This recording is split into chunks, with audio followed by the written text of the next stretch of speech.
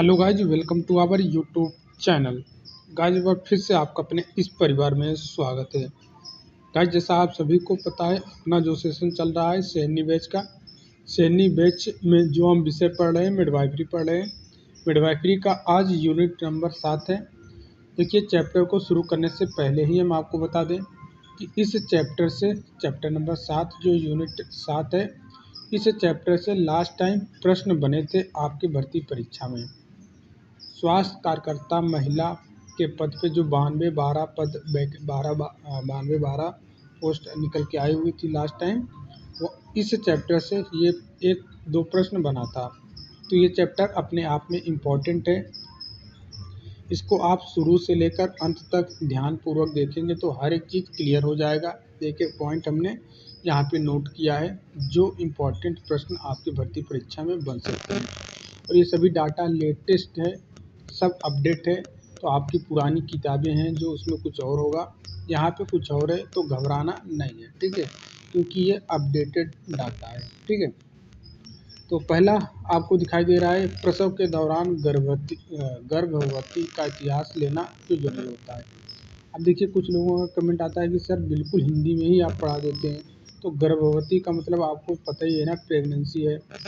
अब जो प्रसव मतलब भैया डिलीवरी या फिर डिलीवरी होने वाली है, उसके दौरान जो गर्भवती महिला हैं उनकी हिस्ट्री लेना क्यों आवश्यक है, यही पूछा जा रहा है।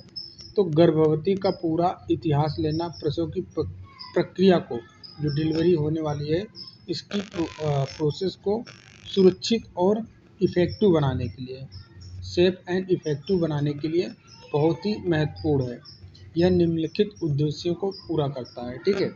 जो हिस्ट्री आप ले रहे हो, इसका उद्देश्य क्या है, तो निम्नलिखित उद्देश्य से ये हिस्ट्री लिया जाता है प्रसव के दौरान, डिलीवरी के दौरान, जो भी आप प्रेगनेंसी महिला की हिस्ट्री ले रहे हैं, ठीक है। अच्छा, कौन कौन से उद्देश्य हैं, आइए समझते हैं एक एक करके। पहला कि गर्भवती की स्वास्थ्य स्थिति और जोखिम की पहचान करना। जो भी स्वास्थ्य स्थिति है करंट में, उनकी जोखिमों की पहचान करना कि भाई किसी प्रकार की समस्या तो नहीं है। पता चले कि जब डिलीवरी हो, ब्लड की कमी है, उनको दिक्कत हो जाए। तो हर एक प्रकार की वहाँ पे हिस्ट्री ली जाती है, यही जोखिम की पहचान करने के लिए। अगर लगता है कि प्रसव के समय जो ये जोखिम हो सकता है, तो उसका समय रहते हुए निदान किया जा सके, इसलिए हिस्ट्री लिया जाता है। दूसरे पॉइंट में, प्रसव की जटिलताओं को कम करने के लिए, ठीक है, जटिलताओं को कम करने के लिए योजना बनाना। जैसे कि हमको पता है कि भाई ब्लड कम है, ब्लड करने से अब नॉर्मल डिलीवरी तो पॉसिबल नहीं है, अब सीजर ऑपरेशन के दौरान ही होगा। तो ऑपरेशन करने पे और भी ब्लड की ज़रूरत हो जाती है, तो ब्लड को मेंटेन करना, ये सब चीज़ें हो जाती हैं, ठीक है। वही बताया जा रहा है कि जटिलताओं को कम करने के लिए। अब गर्भवती और शिशु की सुरक्षा सुनिश्चित करना, गर्भवती और शिशु की सुरक्षा को भी सुनिश्चित करना। तो ये हिस्ट्री लेने का उद्देश्य गर्भवती महिला का जो हिस्ट्री लिया जा रहा है प्रसव के दौरान, इसी उद्देश्य को पूरा करने के लिए लिया जाता है। अच्छा, नेक्स्ट हम देखेंगे आपकी भर्ती परीक्षा में कैसे भी प्रश्न बन सकता है। नेक्स्ट देखेंगे, इतिहास लेते समय किन किन परिचयात्मक विवरणों को नोट करना चाहिए। तो जो भी परिचयात्मक विवरण हैं, उनमें क्या क्या शामिल होते हैं, जैसे कि गर्भवती महिला का नाम होना चाहिए, पता होना चाहिए, आयु होना चाहिए, धर्म और वैवाहिक स्थिति होनी चाहिए। असामाजिक और आर्थिक स्थिति भी देखा जाता है। परिवार में अन्य सदस्यों की जानकारी और समर्थन प्रणाली भी देखी जाती है, ठीक है। अब देखेंगे हम, ये तो परिचयात्मक हो गया भाई। अब हम देखेंगे वर्तमान गर्भावस्था के बारे में कौन सी जानकारी एकत्र की जानी चाहिए। वर्तमान गर्भावस्था के बारे में तो भैया कौन कौन सी जानकारी एकत्र की जानी चाहिए, यहाँ पे बताया गया है। तो वर्तमान गर्भावस्था के लिए निम्नलिखित जानकारी एकत्र की जाती है, जैसा कि पहला पॉइंट में आपको दिखाया गया है कि LMP, गर्भावस्था की आयु निर्धारित करने के लिए हमें LMP की तारीख को जानना जरूरी होता है। मासिक धर्म की अवधि और नियमितता देखते हैं, ठीक है। और गर्भावस्था के लक्षण जैसे कि सुबह मॉर्निंग सिकनेस, वही मितली, उल्टी, थकान, ये सभी चीज़ें, बार बार पेशाब आना, योनि से रक्तस्राव या फिर किसी प्रकार का रिसाव, श्वास लेने में तकलीफ, पैरों में सूजन या फिर बवासीर, बहुत सी मतलब पाइल्स, ये सभी चीज़ें वर्तमान गर्भावस्था के बारे में जानकारी एकत्रित की जाती है, ठीक है, वर्तमान में। अब भूतपूर्व गर्भावस्थाओं का इतिहास लेते समय किन किन बातों का ध्यान रखना चाहिए? भूतपूर्व, ठीक है, मतलब पास्ट जो बीत चुका है गर्भावस्था, उसकी हिस्ट्री लेते समय किन किन बातों को ध्यान रखना चाहिए सर? तो पिछली गर्भावस्थाओं की संख्या, ठीक है, ये देखना होगा कि कितनी गर्भावस्था की संख्या हो चुकी है, और प्रसव का प्रकार क्या था, समान था कि सिजेरियन था कि या फिर उपकरण था या फिर उपकरण सहायता प्राप्त था, ये भी देखना जरूरी होता है। एबॉर्शन, बार बार एबॉर्शन, समय से पहले प्रसव या फिर गर्भक्षेप का इतिहास, ये भी जरूरी हो जाता है। जो हम पास्ट वाली प्रेगनेंसी का हिस्ट्री लेते हैं तो ये सभी बातों को ध्यान में रखते हैं। आपकी भर्ती परीक्षा में डायरेक्ट प्रश्न बनेगा, निम्नलिखित में से बताइए भूतपूर्व प्रेगनेंसी का हिस्ट्री लेते समय किन किन बातों को ध्यान में रखना जरूरी होता है, या फिर किन किन बातों को ध्यान में रखना जरूरी नहीं होता है। तो आपकी भर्ती परीक्षा में ये ऑप्शन बन जाएंगे जो मैं यहाँ पे पॉइंट बताया हूँ। डायरेक्ट प्रश्न बन सकता है, तो आपको ये याद करके रखना है, समझना है। और क्या है सर इसमें, और ये भी बताया गया कि गर्भ निरोधक गोलियाँ या फिर अन्य गर्भ निरोधक विधियों का उपयोग किया है कि नहीं किया है। भाजपा और उसकी चिकित्सा का इतिहास देखना होगा। गर्भाशय पर किए गए ऑपरेशन जैसे कि सिजेरियन या फिर मायोमेक्टॉमी, चिकित्सीय इतिहास जैसे कि डायबिटीज, हाइपरटेंशन या फिर मेंटल डिजीज, मिर्गी या फिर अन्य रोग, ये भी चीज़ें देखी जाती हैं, ठीक है। जब पास्ट की प्रेगनेंसी की हिस्ट्री लेते हैं तो ये सारी चीज़ें देखी जाती हैं। चलिए नेक्स्ट हम देखेंगे कि पारिवारिक और मासिक धर्म का इतिहास क्यों महत्वपूर्ण है।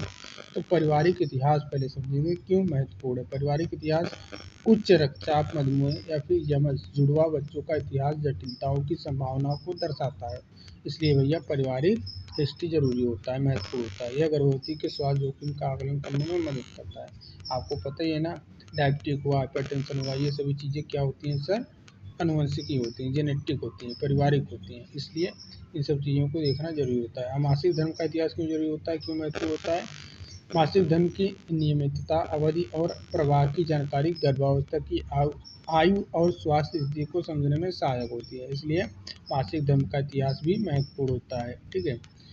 चलिए नेक्स्ट पॉइंट हम देखेंगे, प्रसव के दौरान मुख्य क्लीन क्या है, ठीक है, मुख्य सेवन क्लीन क्या है, ये अपडेटेड है, ठीक है। आपके बुकों में दे रखा होगा 5 क्लीन, ठीक है, वो पुराना है लेकिन ये अपडेट हो चुका है, अब 7 क्लीन आ गए हैं। तो प्रसव में संक्रमण को रोकने के लिए WHO के अनुसार अब 7 क्लीन अनिवार्य है। ये 2025 के गाइडलाइन में अपडेट है, पहले 5 थे, इसलिए यहाँ पे हमने लिख दिया ताकि आप कंफ्यूज मत होना। अगर 7 ऑप्शन में नहीं देता है, 7 के अलावा जैसे कि 4 दे दिया, 3 दे दिया, 2 दे दिया, 5 दे दिया, तब आप 5 पे जाना। अगर 7 ऑप्शन में दिया है तो 7 ही आपको टिक करना होगा। चलिए अब देखेंगे कौन कौन से 7 क्लीन्स हैं, उसके बारे में देखेंगे। पहला क्लीन्स बताया गया है कि हैंड, ठीक है, क्लीन हैंड, हाथ को धोना होगा प्रसव से पहले और प्रसव के बाद दोनों समय हाथ को धोना होगा। क्लीन बर्थिंग सरफेस, प्रसव सतह को साफ रखना होगा, ठीक है। तीसरा क्लीन है कि क्लीन कॉर्ड, नाभिनाल को साफ रखना होता है। चौथा क्या है, क्लीन कटिंग टूल, नाभिनाल को काटने के लिए साफ ब्लेड का इस्तेमाल करना होता है। क्लीन टाइम, नाभिनाल बांधने के लिए साफ सामग्री का इस्तेमाल करते हैं। ये हो गया 5। अब जो 2 ऐड नए हुए हैं वो आपको ध्यान में रखना है, 2 ऐड हुए हैं 6 और 7 नंबर। 6 नंबर क्या बोल रहा है कि क्लीन प्रोटेक्टिव बैरियर, ठीक है, दस्ताने या फिर सीट का उपयोग करें। और उसके बाद 7 नंबर पे है कि clean skin to skin contact, शिशु को माँ से लगाते समय स्वस्थता, ये हो गया, ठीक है। तो ये क्लीन चाइल्ड बर्थ चेकलिस्ट का हिस्सा है जो इन्फेक्शन को 30% कम करते हैं। डाक भर्ती परीक्षा में पूछेगा 7 क्लीन, ठीक है, जो सेवन प्रसव के दौरान जो 7 क्लीन की प्रक्रिया अपनाई जाती है वो कितने प्रतिशत संक्रमण को रोकने में सक्षम है। तो आपको ध्यान रखना है कि 30% कम कर सकता है इन्फेक्शन, ठीक है। चलिए नेक्स्ट प्रश्न आपके सामने दिखाई दे रहा है कि प्रसव की प्रथम अवस्था में माँ की देखभाल कैसे की जाती है। प्रथम अवस्था, जब प्रसव की प्रथम अवस्था, जैसे आपको पता है ना कितनी अवस्था, 3 स्टेज होते हैं।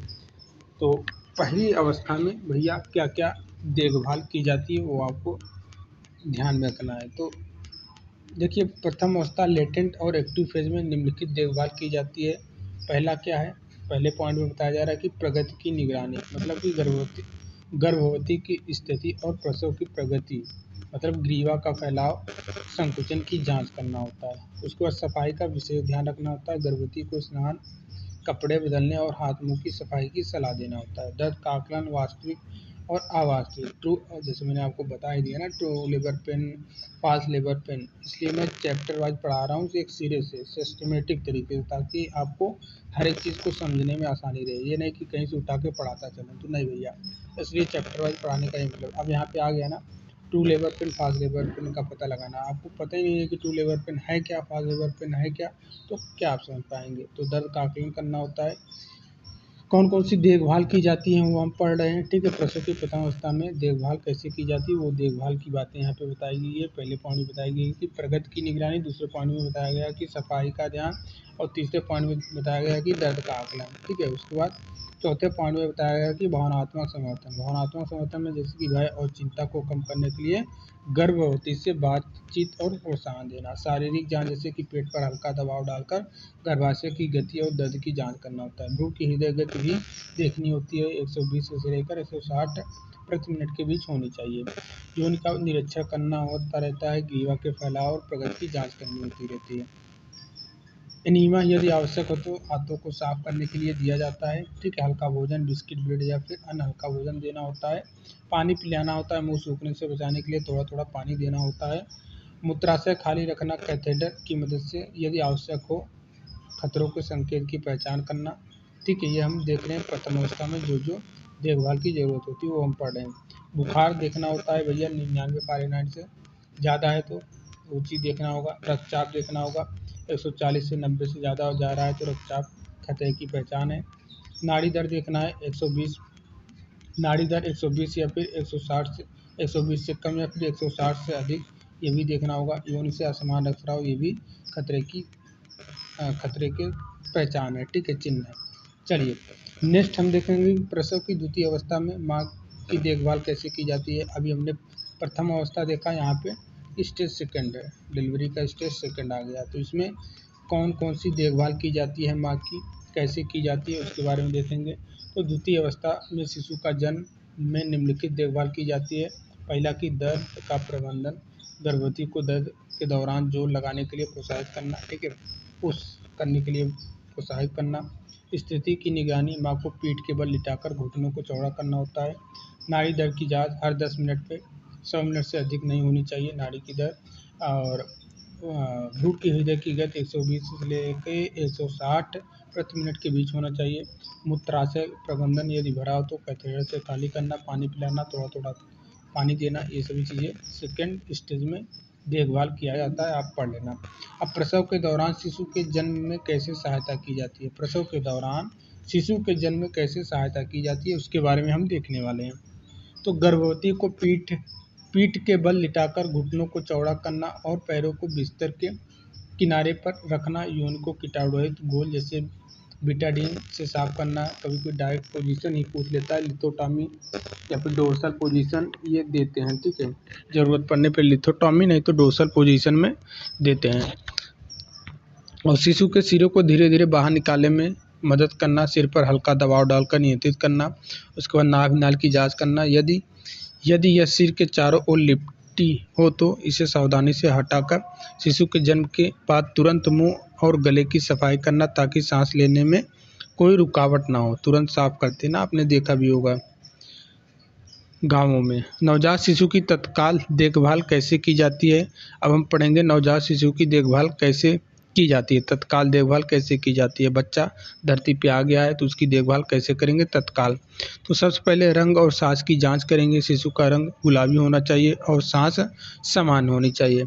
अभी एपेगार स्कोर आप देखेंगे तो वहाँ पे समझ में आएगा रंग वाली बात जो बताई जा रही है। नाभि नाल का प्रबंधन, साफ ब्लेड से नाल को काटना और क्लैंप करना। बच्चे के जन्म होने पे तत्काल जो देखभाल किया जा रहा है वो हम बात यहाँ पे डिस्कस कर रहे हैं। गर्मी और सुरक्षा, शिशु को गर्म साफ कपड़े में लपेटकर सूखा रखना। त्वचा से त्वचा संपर्क, शिशु को माँ के सीने पर रखना, ठीक है, जिसको आप कंगारू मदर केयर बोलते हैं। पहला दूध माँ का कोलोस्ट्रम पहला दूध पिलाना जो शिशु को रोग प्रतिरोधक क्षमता बढ़ाता है। कभी कभी डायरेक्ट भर्ती परीक्षा में यही बन जाता है कि भैया माँ के पहला दूध को क्या बोलते हैं, तो कोलोस्ट्रम बोलते हैं। ये भी आपको ध्यान में रखना है। वन लाइनर में कभी कभी प्रश्न बन जाता है, हालांकि इतना आसान नहीं आएगा आपके भर्ती परीक्षा में।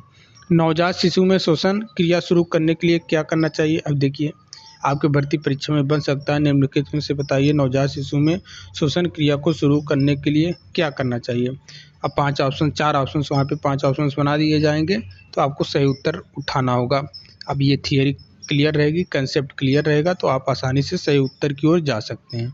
देखिए यदि शिशु सांस नहीं ले रहा है तो निम्नलिखित कदम उठाए जाते हैं, जैसे कि वायु मार्ग को साफ करना, सक्शन डिवाइस से मुंह और नाक की सफाई करना, और कृत्रिम श्वसन का इस्तेमाल करना, जैसे अम्बुबैग का उपयोग करके श्वसन को शुरू करना, ऑक्सीजन देना, यदि आवश्यक हो तो ऑक्सीजन कैनुला या फिर रेडिएंट वार्मर का उपयोग करके ऑक्सीजन देना, शरीर का तापमान शिशु को गर्म रखना, दवाइयाँ जैसे कि नलोक्सोन हुआ, विटामिन के हुआ, सोडियम बाइकार्बोनेट हुआ, इन सबको तैयार रखना।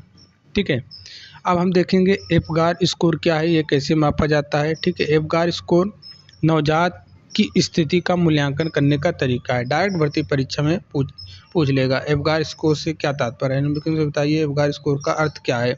तो एप्गार स्कोर नवजात स्थिति का मूल्यांकन करने का एक तरीका है जो जन्म के 1 मिनट और 5 मिनट बाद मापा जाता है।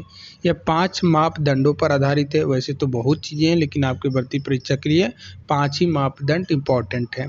पहला कि हार्ट की गति को देखना, अगर भैया अनुपस्थिति है तो 0 आएगा एप्गार स्कोर में। ठीक है, वहीं पे अगर हार्ट की गति 100 प्रति मिनट से कम है तो 1 आएगा, ज़्यादा है, ठीक है, ज़्यादा है 100 से ज़्यादा है तो 2 आएगा। ठीक है, इस चीज़ को आपको ध्यान रखना है। उसके बाद श्वसन प्रयास, अगर श्वसन प्रयास अनुपस्थिति है तो 0 स्कोर दिखेगा, और या फिर धीमा या फिर अनियमित है तो 1 स्कोर दिखेगा, असमान और रोना तो 2 दिखेगा। ठीक है, ये आपको ध्यान रखना है। अब मांसपेशी गति अगर ढीली है तो 0 दिखेगा, थोड़ा बहुत मतलब मांसपेशी गति मतलब पैर इधर उधर हिला डुला रहा है कि नहीं हिला रहा है, अगर वो बिल्कुल हिला डुला नहीं रही है तो एप्गार स्कोर में वो 0 दिखेगा तो समझ जाना कि भैया बच्चे की मांसपेशी गति नहीं चल रही है ढंग से, इधर मूवमेंट नहीं कर रहा है हाथ पैर को, और हल्की हलचल कर रहा है तो भैया 1 स्कोर दिखेगा।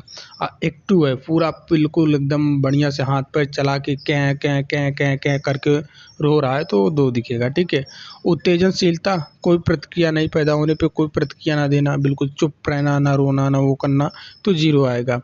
हल्की सी प्रतिक्रिया देना, हल्का फुल्का रोना ई करना तो समझ जाना 1 स्कोर देगा। रोना, तेजी के साथ रोना छींकना तो 2 देगा, उत्तेजनशीलता ये हो गया। त्वचा का रंग नीला या फिर हल्का पीला अगर दिखाई दिया तो भैया 0 स्कोर आएगा। और शरीर गुलाबी, हाथ पैर नीले तो 1 दिखेगा, पूरा शरीर गुलाबी है तो 2 दिखेगा। तो यही एप्गार स्कोर है, 0 1 2 3 ही बातों आपको ध्यान में रखना है। ठीक है, क्या क्या कि एप्गार स्कोर में कौन कौन से स्कोर होते हैं, 0 1 और 2। ठीक है, 0 का मतलब कि स्थिति बिल्कुल नॉर्मल है ही नहीं। ठीक है, 1 का मतलब कि स्थिति थोड़ी बहुत है नॉर्मल। ठीक है, और 2 का मतलब हाँ बिल्कुल नॉर्मल अवस्था में, कोई किसी प्रकार की दिक्कत नहीं है, जैसा चाहिए वैसा है। बस इन्हीं 3 स्कोरों को समझ लेना है, चाहे वो हृदय गति की बात हो, चाहे श्वसन प्रयास की बात हो, चाहे मांसपेशी गति की बात हो, चाहे उत्तेजनशीलता की बात हो, चाहे त्वचा का रंग। पूछ लेगा कि भैया अगर एप्गार स्कोर में त्वचा का रंग एप्गार स्कोर में अगर स्कोर 0 आ रहा है तो बताइए बच्चे के त्वचा का रंग कैसा होगा। तो आपको ये ध्यान रखना है, 0 पे सर ने बताया कि स्थिति खराब है मतलब कि गुलाबी रंग तो नहीं होगा, गुलाबी नहीं है, पीला होगा, नीला होगा, हल्का पीला हल्का नीला होगा, ये हो गया। वहीं पे 2 दे दिया तो आप समझ जाना कि स्थिति बिल्कुल ठीक ठाक है, मतलब बच्चे का रंग गुलाबी है। ठीक है, पूरे शरीर का रंग गुलाबी है, गुलाबी मतलब नॉर्मल स्थिति है। तो इसी प्रकार आपको समझना है, 3 स्कोर पे ही आधारित है पूरा कंसेप्ट, 0 1 2। 0 का मतलब स्थिति बिल्कुल ही नॉर्मल में नहीं है, 1 का मतलब थोड़ा बहुत नॉर्मल है, 2 का मतलब बिल्कुल नॉर्मल स्थिति में है। ठीक है, चाहे वो है हार्ट मूवमेंट, हार्ट गति की बात हो, चाहे श्वसन प्रयास की बात हो, चाहे मांसपेशी गति की बात हो, चाहे उत्तेजनशीलता की बात हो, ये हो गया। उसके बाद कुछ चीज़ें और हैं, अगर 0 से 3, ठीक है, 0 से 3 स्कोर आता है तो तीव्र कष्ट मतलब तत्काल चिकित्सा आवश्यक है। 4 से 6 आता है तो हल्का श्वास रोध है। 7 से 10 आता है तो समान है। ये कुछ और हैं, आपको ध्यान रखना है जो हमने ऊपर बताया है। 5 यही इंपॉर्टेंट है आपके लिए। चलिए, नाभि नाल की देखभाल कैसे की जाती है, आपके भर्ती परीक्षा में पूछेगा। निम्नलिखित में से बताइए नाभि नाल की देखभाल किस प्रकार से किया जा सकता है।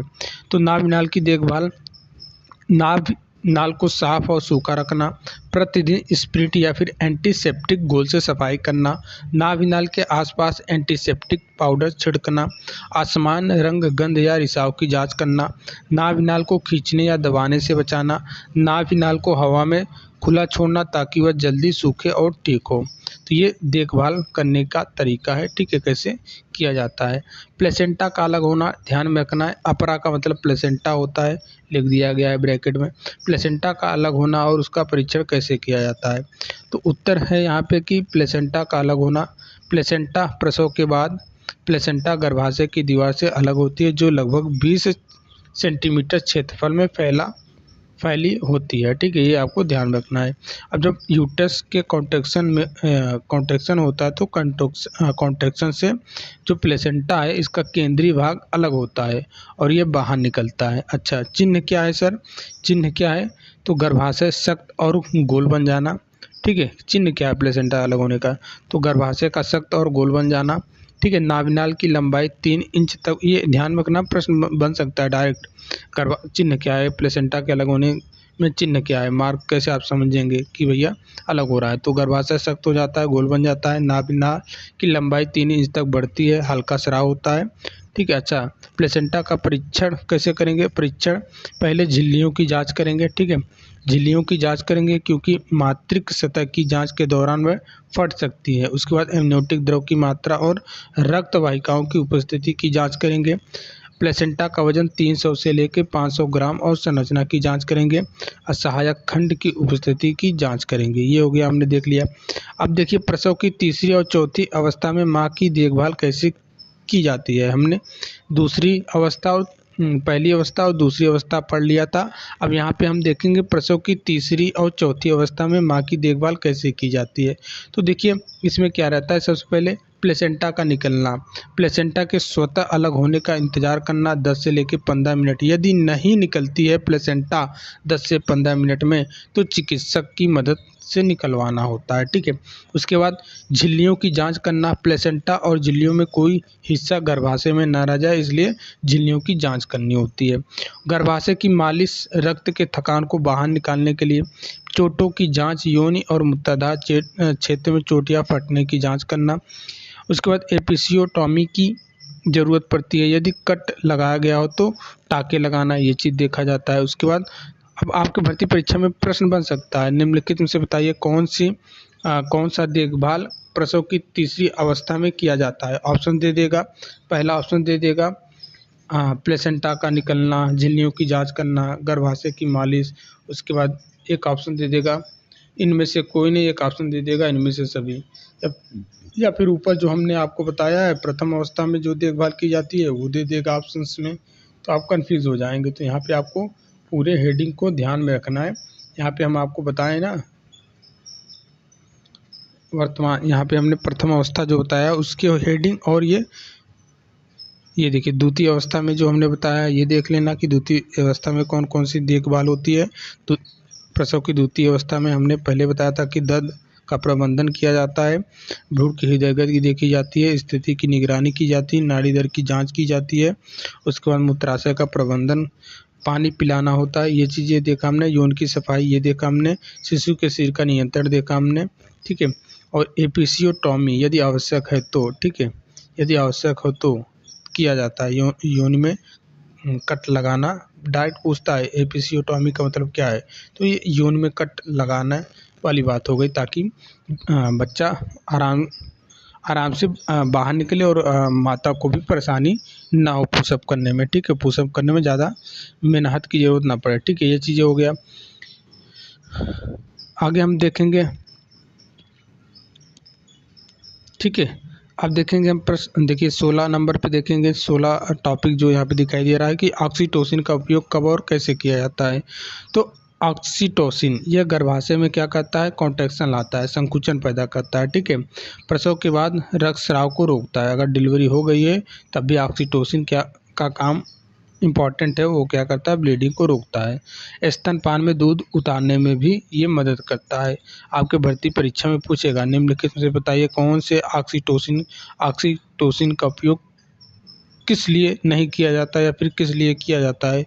तो ऑक्सीटोसिन का काम है भैया, उपयोग क्या है, गर्भाशय में कॉन्ट्रैक्शन लाना, प्रसव के बाद जो ब्लीडिंग हो रही है उसको रोकना, स्तनपान में दूध उतरने में भी मदद करता है।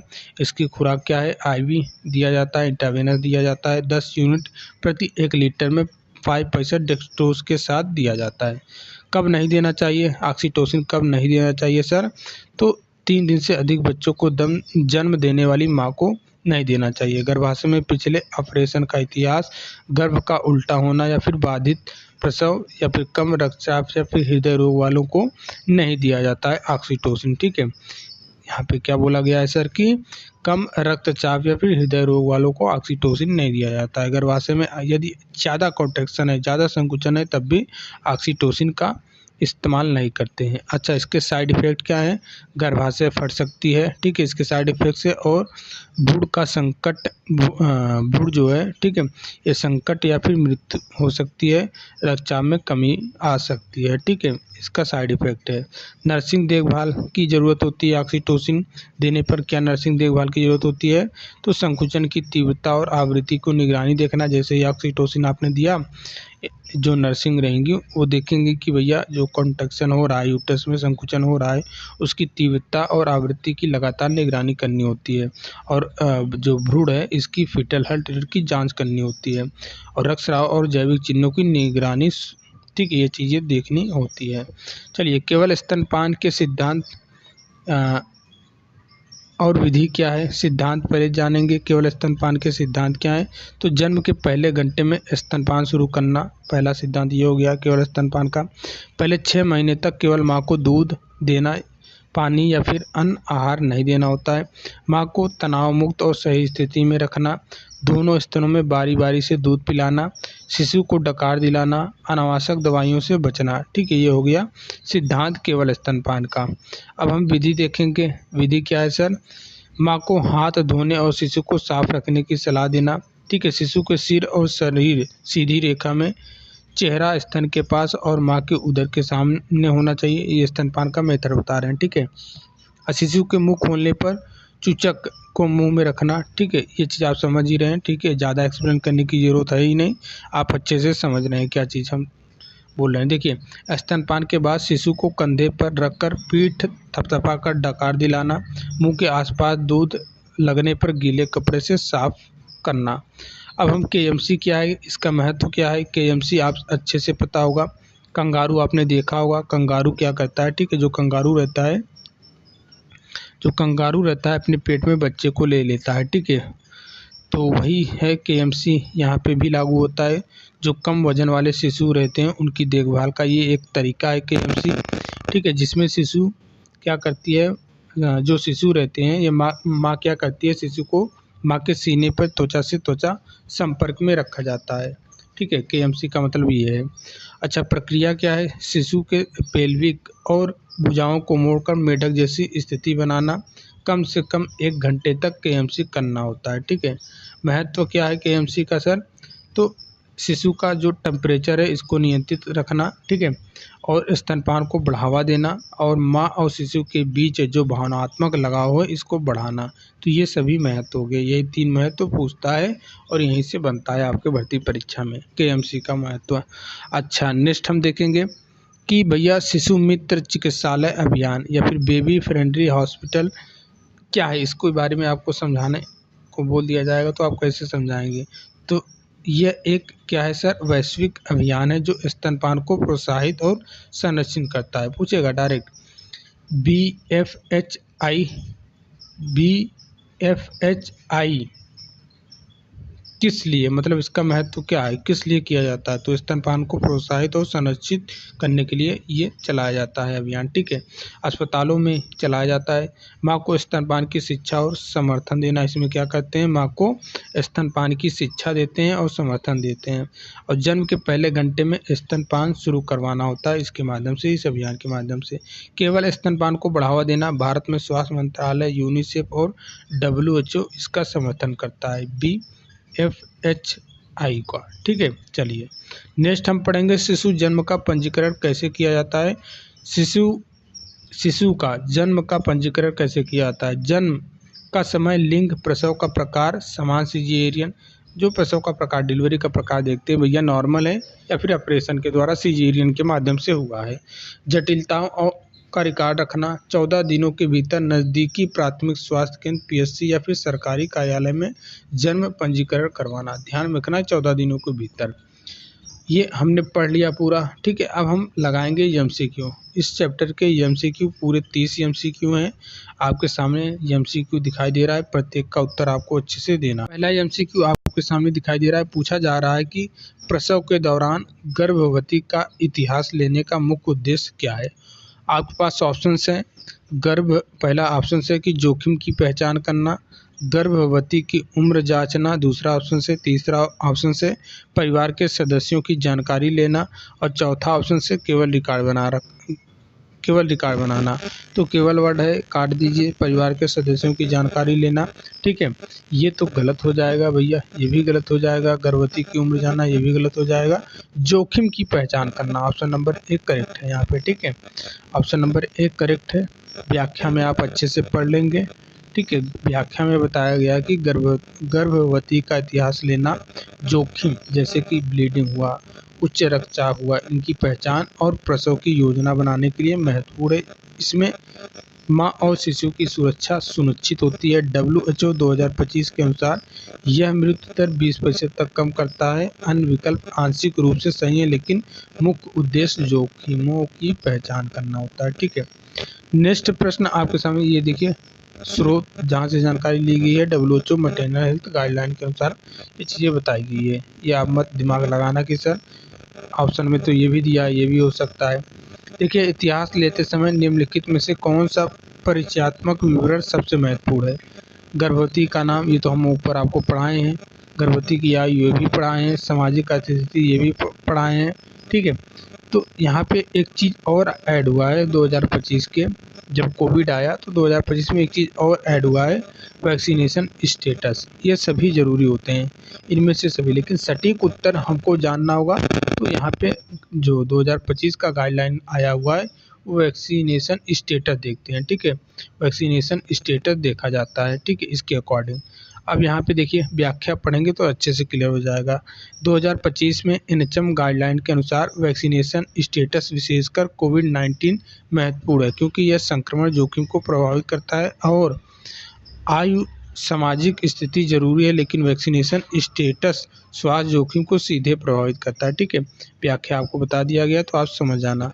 अब ये NHM गाइडलाइन 2025 के अनुसार चीज़ें हम बता रहे हैं, ठीक है। मैंने आपको बताया ना, सब कुछ अपडेटेड हम आपको बताएंगे। तो आपके किताब में कुछ और हो सकता है, तो आप कंफ्यूज मत होना।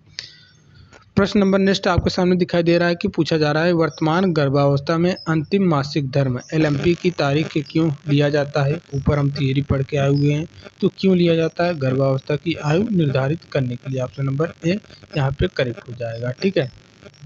व्याख्या में पढ़ेंगे, LMP गर्भावस्था की आयु और प्रसव की अनुमानित तारीख EDD निर्धारित करने के लिए महत्वपूर्ण है। यह प्रसव की योजना और जटिलताओं की निगरानी में मदद करता है। अन्य विकल्प गौड़ है, मतलब गलत है। चलिए नेक्स्ट प्रश्न आपके सामने दिखाई दे रहा है कि भूतपूर्व गर्भावस्था का इतिहास लेते समय क्या जांचा जाता है।